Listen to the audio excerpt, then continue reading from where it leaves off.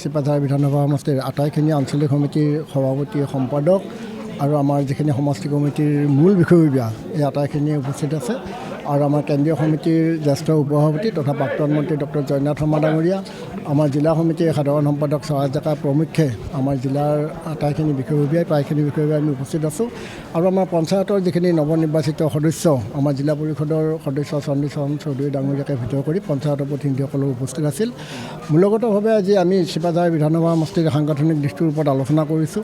ইতিমধ্যে আমাৰ পঞ্চায়ত নিৰ্বাচনৰ পিছত পঞ্চায়তৰ সীমাবিলাক যিহেতুকে পুনৰ নিৰ্ধাৰণ হৈছিল বা সমষ্টিটোৰ এটা ডিলিমিটেশ্যন ইতিমধ্যে হৈ গৈছে, সেয়ে যিখিনি আঞ্চলিক সমিতি পুনৰ গঠনৰ অলপ প্ৰয়োজন আছিল, আমাৰ আঞ্চলিক সমিতিবিলাক আগৰ পৰাই আছিলে, কিন্তু পুনৰ গঠনৰ কিছু প্ৰয়োজন আছিল। এই পুনৰ গঠনৰ প্ৰয়োজনীয়তা অনুভৱ কৰা আটাইখিনি আঞ্চলিক সমিতি ইতিমধ্যে আমাৰ পুনৰ গঠন হৈ গৈছে আৰু সমসাময়িকভাৱে আমাৰ প্ৰায় 284টা ভোটগ্ৰহণ কেন্দ্ৰ বোৰ্ড কমিটি আছে।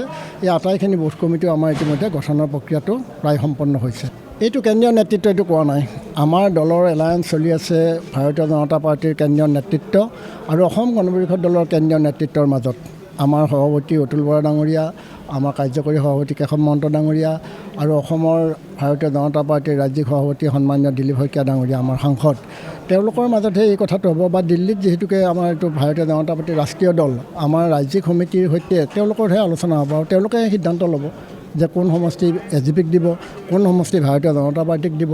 এতিয়া আমাৰ দুয়োটা দলৰ নেতৃত্বই, শীৰ্ষ নেতৃত্বই আমাক দলৰ হৈ কাম কৰিব দিছে। তেওঁলোকে কৈছে যে আপোনালোকে চিপাঝাৰ বা দৰঙৰ আটাইকেইটা সমষ্টিত শক্তিশালীভাৱে কাম কৰক আৰু চিপাঝাৰ সমষ্টিটোত আমাক সুকীয়াকৈ অলপমান নিৰ্দেশ দিছে যে আপোনালোকে তাত শক্তিশালীভাৱে সংগঠনৰ কাম কৰক।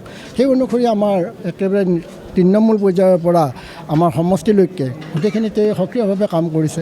আমাৰ মহিলা পৰিষদত মহিলাসকল আগবাঢ়ি আহিছে, যুৱ শক্তিটো যুৱ সংগঠনৰ কাৰণে আগবাঢ়ি আহিছে, কৃষক পৰিষদ আছে, আমাৰ কৃষকসকলে কৃষকৰ সংগঠনটোত আগবাঢ়ি আহিছে। আমাৰ যিখিনি ভাতৃ ভগ্নী সংগঠন আছে, এই আটাইখিনিয়ে আজিৰ দিনটোত খুব সক্ৰিয়ভাৱে কাম কাজ কৰি আছে। সমষ্টিটো আমাক আগতে দুবাৰকৈ এৰি দিছে। আমি দলগাঁও নালাগে বুলি কোৱা নাই, কিন্তু চিপাঝাৰ সমষ্টিটো আমাক অগ্ৰাধিকাৰ ভিত্তিত লাগে বুলি আমি কৈছোঁ। কিয় ইয়াত আমাৰ জাতীয়তাবাদী ধাৰাটো শক্তিশালী। ইয়াত যিহেতুকে আপোনালোকে সকলোৱে জানে, গোটেই অসমৰ ৰাইজেই জানে যে ইয়াত আমি 20 বছৰ ধৰি এই সমষ্টিটো প্ৰতিনিধিত্ব কৰিছিলোঁ। আমাৰ দলে ডক্টৰ জয়নাথ শৰ্মা ডাঙৰীয়াই তেখেতে তাত দীঘলীয়া সময় প্ৰতিনিধিত্ব কৰিছে আৰু ইয়াৰ গোটেইকেইখিনি পঞ্চায়তত বা গাঁৱত, প্ৰতিখন গাঁৱতেই অসম গণ পৰিষদ দলৰ যিটো ভেটি, এই ভেটিটো মজবুত হৈ আছে। সেইকাৰণে আমি এই সমষ্টিটোত আৰু আমি সংগঠনৰ কামত যিহেতুকে এতিয়া তীব্ৰ গতিত কাম কৰিছোঁ, এই সমষ্টিটো আমাক লাগে বুলি আমি দাবী কৰিছোঁ।